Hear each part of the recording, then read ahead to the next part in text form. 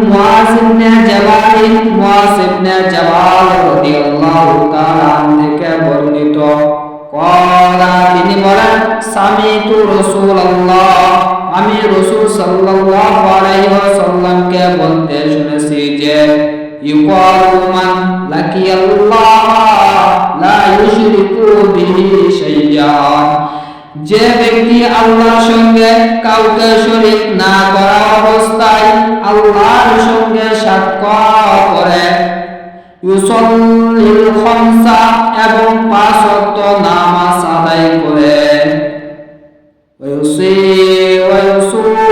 রমাদান এবং রমজান মাসের রোজা রাখে গুফিরা লাহু তাকে ক্ষমা করে দেওয়া হবে। কুলতু অতঃপর আমি বললাম আফালা উবাশশিরুহুম ইয়া রাসূলুল্লাহ হে আল্লাহর রাসূল আমি কি মানুষকে এ বিষয়ে সুসংবাদ দিব না? ক্বালা তিনি বললেন দাওয়াহুম ইয়ামালুন বরং তাদেরকে আমল করতে সুযোগ দাও।